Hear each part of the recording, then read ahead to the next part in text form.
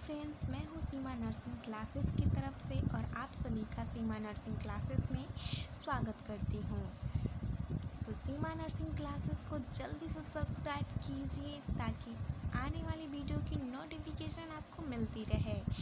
तो सीमा nursing classes आपको दे रहा है ऑल टॉपिक हिंदी में। तो चलिए वीडियो को स्टार्ट करते हैं। तो हम सबसे पहले स्टार्टिंग से पढ़ेंगे प्यूबर्टी। प्यूबर्टी क्या होती है हम जानेंगे, ठीक है। प्यूबर्टी का डेफिनेशन होता है, प्यूबर्टी गर्ल्स में चाइल्डहुड से एडल्टहुड में जाता है। यह धीरे धीरे सेकेंडरी सेक्स कैरेक्टरिस्टिक्स में विकास होता है। यह प्रोफाउंड बायोलॉजिकल, मॉर्फोलॉजिकल और फिजियोलॉजिकल चेंजेज आते हैं, ठीक है। तो इसमें प्यूबर्टी जो है गर्ल्स में चाइल्डहुड से एडल्टहुड में जाता है। यह पीरियड जो है धीरे धीरे सेकेंडरी सेक्सुअल कैरेक्टरिस्टिक्स में विकास करता है, यानी डेवलप होता है। ये प्रोफाउंड बायोलॉजिकल, मॉर्फोलॉजिकल और फिजियोलॉजिकल चेंजेज आते हैं इसमें, ठीक है। ये अथवा जननांग रिप्रोडक्टिव ऑर्गन फंक्शनल अथवा अवस्था में आ जाते हैं। अथवा जननांग जो कि रिप्रोडक्टिव ऑर्गन को हिंदी में जननांग कहते हैं, वो फंक्शनल यानी कि अपने कार्य में की अवस्था में आ जाते हैं, अपना कार्य करने लगते हैं रिप्रोडक्टिव ऑर्गन, ठीक है। प्यूबर्टी के दौरान शरीर में एस्ट्रोजन की मात्रा बढ़ जाती है। प्यूबर्टी जब स्टार्ट होती है तो उसके दौरान शरीर में, बॉडी में एस्ट्रोजन की मात्रा बढ़ जाती है। ऑर्गन्स का जो साइज होता है वो भी बढ़ जाता है, ठीक है। तो ये रहा प्यूबर्टी। और प्यूबर्टी फीमेल में प्यूबर्टी का एज होता है फीमेल में 10 से 16 ईयर्स और मेल में प्यूबर्टी का एज होता है 12 से 16 ईयर्स, ठीक है। तो मॉर्फोलॉजिकल क्या होता है? मॉर्फोलॉजिकल जो होता है प्यूबर्टी के दौरान 5 इम्पोर्टेंट महत्वपूर्ण फिजिकल चेंजेज आते हैं। Breast, pubic hair growth, actually hair growth, growth in height and last menstruation. Breast, pubic hair growth, actually hair growth, growth in height and last menstruation.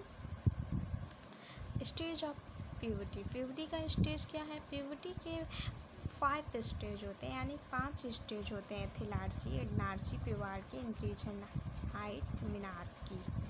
तो थिलार्जी का मतलब होता है डेवलपमेंट ऑफ ब्रेस्ट और एडनार्जी का मतलब होता है डेवलपमेंट ऑफ एक्चुअली हेयर और प्यूबार्टी का मतलब होता है development of pubic hair. Increase in height का मतलब होता है हाइट में इंक्रीज, मतलब हाइट बढ़ना, ठीक है। और मेनार्की का मतलब होता है first menstruation cycle is female. जब फीमेल में जो फर्स्ट मेंस्ट्रुएशन स्टार्ट होता है उसको मेनार्की कहते हैं, ठीक है फ्रेंड्स। आगे हम पढ़ेंगे important controlling factor. Important controlling factor है genetic, nutrition, body weight, psychological state, social and cultural background puberty की इम्पोर्टेंट कंट्रोलिंग फैक्टर है।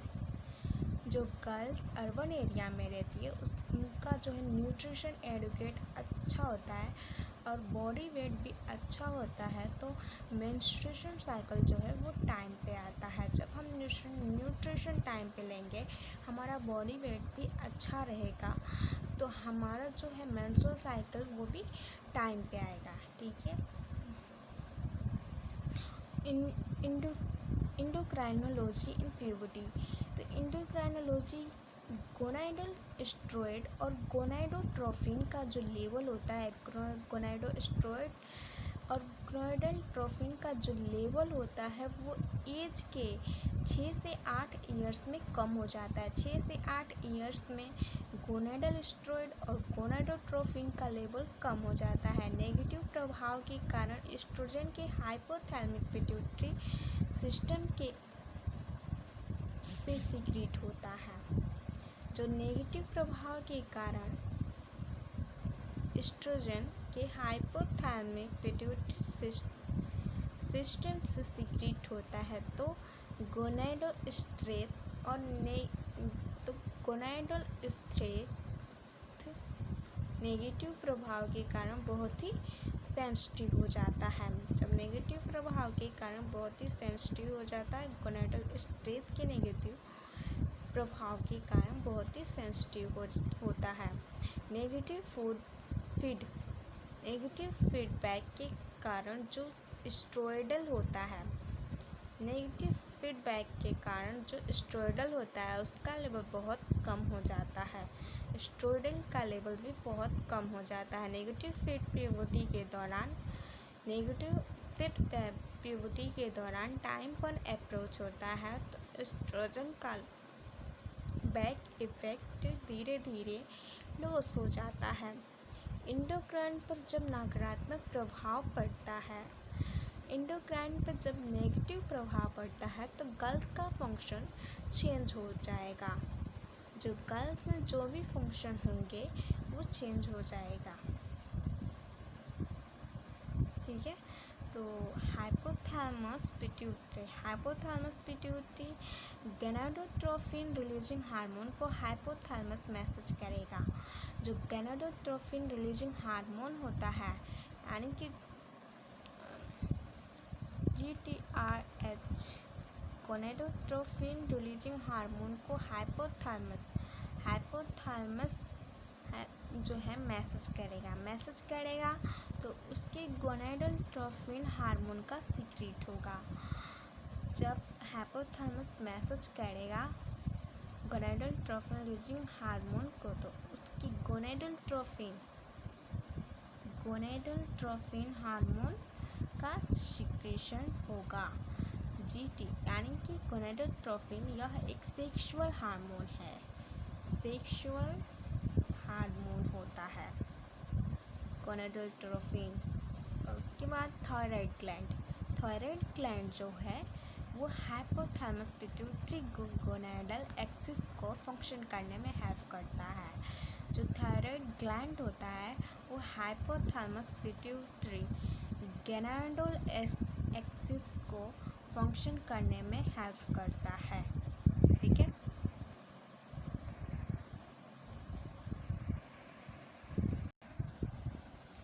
Adrenal gland sex steroid synthesis के एक्टिव को इंक्रीज करता है।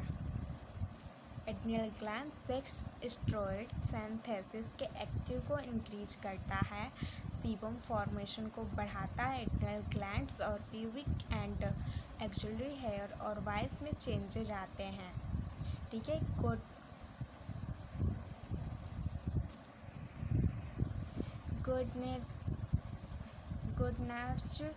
Gonadotropin hormone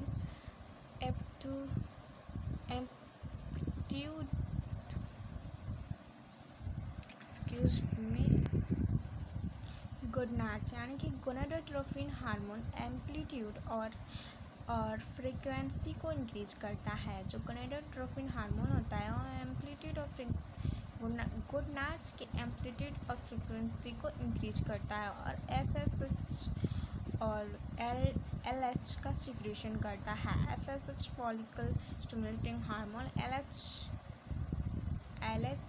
ल्यूटिलाइजिंग hormone. FSH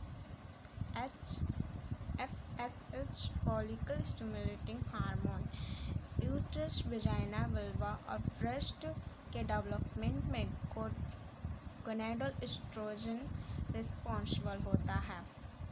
जो gonadal estrogen है वो यूट्रस, वेजाइना, वल्वा और ब्रेस्ट के डेवलपमेंट में रिस्पॉन्सिबल होता है। ठीक है, तो लेप्टिन क्या होता है? लेप्टिन एक प्रकार का प्रोटीन है।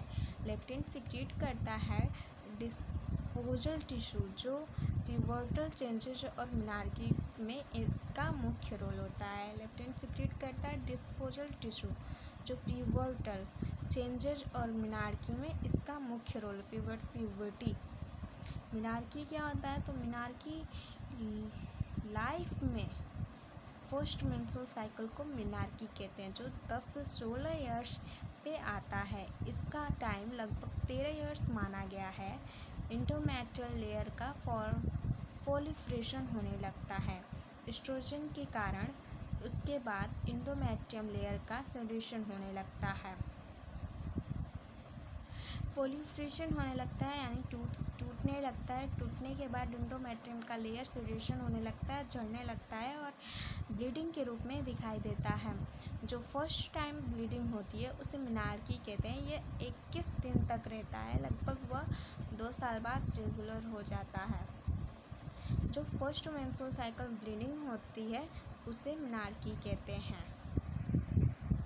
अगर ये समझ में आया, नहीं समझ में आया तो भी आप बोलिएगा, समझ में आया तो वीडियो को लाइक करिएगा, सब्सक्राइब कीजिएगा, ठीक है। और इसमें इंग्लिश जो भी समझ में नहीं आया वो आप कमेंट में लिख के पूछ सकते हैं हमसे, या फिर कोई इसमें डाउट हो तो पूछ सकते हैं, या फिर कोई भी टॉपिक चाहिए तो भी आप बता सकते हैं। हम कोशिश करेंगे हिंदी में अपलोड करने की, ठीक है। तो जल्दी से वीडियो को लाइक करिए, थैंक यू। और जो भी इंग्लिश का मतलब समझ में नहीं आया वो आपको डिस्क्रिप्शन बॉक्स में मिल जाएगा, ठीक है।